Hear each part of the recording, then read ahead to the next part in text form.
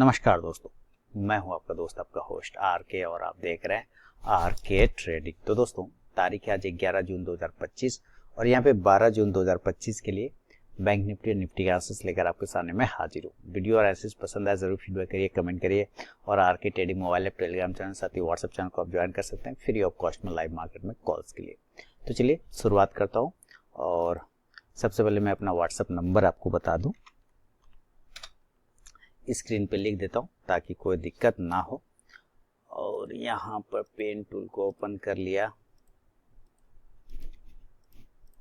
चलिए, मेरा WhatsApp number है 8709652195। क्लियर। और इसके साथ ही एक इंफॉर्मेशन फिर से वही है, जो मीटअप, मैं मीटअप प्रोग्राम ऑर्गेनाइज कर रहा हूँ अपने शहर भागलपुर में 1 जुलाई 2025 को। अगर आप आना चाहते हैं, शामिल होना चाहते हैं, तो 26 जून 2025 से पहले आप मुझे इन्फॉर्म करिए, अपना नाम लिखाइए, उसके बाद ही आप इसमें शामिल हो सकते हैं। इसमें कोई चार्जेस वगैरह नहीं है, बिल्कुल फ्री ऑफ कॉस्ट में। चलिए आगे बढ़ता हूँ और सबसे पहले हम लोग एफआई का आंकड़ा देखें। कैश में छोटा सा बेचा है 446 करोड़ का, तो खराबी भी नहीं है क्योंकि 3 दिनों से खरीद ही रहे थे, 4 दिनों से। तो अब लेकिन डीआई नहीं, यानी हम लोगों ने इसमें खरीदा है, तो हम लोग तो रोज खरीद ही रहे हैं। बाकी इंडेक्स फ्यूचर खरीदा है 1245 करोड़ का। 56,946 करोड़ का आपने इंडेक्स ऑप्शन को बाइंग करते हुए देखा है। ये बड़ा आंकड़ा है 56,946 करोड़। वो इसलिए भी हो सकता है, एक बात की कल निफ्टी का जो है वीकली एक्सपायरी है, तो इसके वजह से भी हो सकता है यहाँ कुछ सेटलमेंट उन्होंने किया हो, अलग बात है। स्टॉक फ्यूचर और इंडेक्स और स्टॉक ऑप्शन बेचा है 1212 करोड़, 3652 करोड़। तो आंकड़ा कुल मिला के बिकवाली का ही मानिए, है ना, बिकवाली का, क्योंकि इंडेक्स ऑप्शन खरीदा है। तो इंडेक्स ऑप्शन से हमें क्या मतलब, हमें तो स्टॉक फ्यूचर और कैश चाहिए और इंडेक्स फ्यूचर। तब इंडेक्स फ्यूचर ठीक है, लेकिन स्टॉक फ्यूचर बेच दिया, ये गड़बड़ हो गया।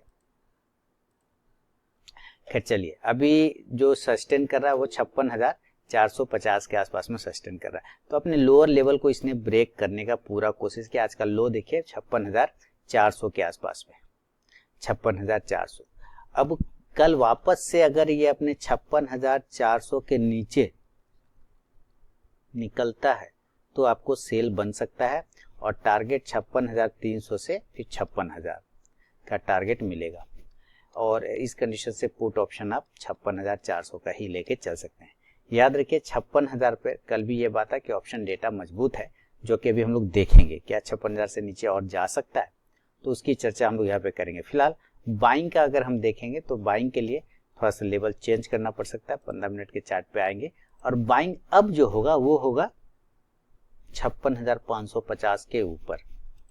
ये तो आ गया दिक्कत वाली बात, है ना। बाइंग कहाँ होगा, 56,550 के ऊपर निकलने पर। देन टारगेट 56,650 से 56,750, 56,650 से 56,750। अब आज का हाई देखेंगे अगर ध्यान से, तो इसके आसपास में गया था, 56,500 800 के आसपास में गया था ना। तो इतना ये अभी इसका रेजिस्टेंस हो गया, इसलिए 750।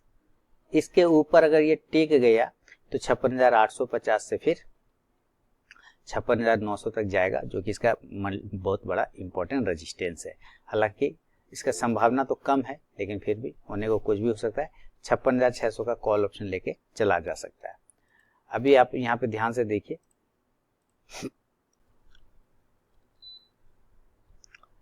अब का ऑप्शन डेटा देख लेते हैं। तो पीसीआर 0.92 है, ठीक ठाक है। 56,625 पे फ्यूचर है, 56,450 पे 150 पॉइंट महंगा हो गए हैं। और जो 56,000 का बार बार लेवल है, यहाँ पे लगभग 21 लाख पुट राइटर है और 19 लाख कॉल राइटर है। तो अब ये कह सकते हैं कि उतना बड़ा सपोर्ट तो अब ये नहीं है, बहुत ही कम, बहुत ही माइनर सा एक सपोर्ट है अब ये 56,000। इसको टूटने के बाद बड़ा गिरावट बन सकता है और तब जो आपको सपोर्ट मिलेगा वो मिलेगा आपको 55,900 से 800 के आसपास में। हालांकि अभी हम 56,000 को मान के चल रहे हैं कि उसके नीचे नहीं जाना चाहिए। चला गया तो 200 पॉइंट और मिलेगा। ऊपर तो अभी 57,000 भूल ही जाइए। फिलहाल 57,000 पे 14.5 लाख कॉल राइटर है, तो ये दिक्कत है यहाँ पे, ठीक है। तो इस हिसाब से अभी वापस से जो अब अगर हमें खरीदारी करना है तो हमें गैप अप में अगर बाय करना है तो अभी रुक जाइए, गैप अप में बिल्कुल बाइंग नहीं होगा। और यहाँ से अगर ये रेजिस्टेंस के पास ही ऊपर हो जाए, अगर ये गैप अप 56,800 के आसपास ओपन होता है, 56,900 पर ओपन होता है, तो ये प्रॉपर रेजिस्टेंस का एरिया है, तो हम लोग सेल करेंगे। और टारगेट इस कंडीशन से 56,000 सेल करेंगे तो 56,700 से लेके 56,500 तक लेवल आने का कोशिश कर सकता है। 56,500 का ये टूट गया तो फिर आपको ये 56,400 वाला एरिया, और एक बार अगर इसके नीचे चला गया तो वापस से फिर भागना शुरू कर जाएंगे 56,200 तक। पुट ऑप्शन आप इस कंडीशन से नजर रखें तो 56,800 के ही स्ट्राइक प्राइस का पुट ऑप्शन लिया जा सकता है। और अगर हम गैप डाउन की बात करें नीचे की तरफ में, और नीचे अगर डायरेक्ट 55,800 से लेके 56,000 के आसपास में अगर ये खुल जाए तो ये एक सपोर्ट का काम कर सकता है, ठीक है। तो यहाँ से एक हिम्मत करके बाय करना पड़ सकता है 56,100 से लेके 56,000 वापस 400 के टारगेट के लिए।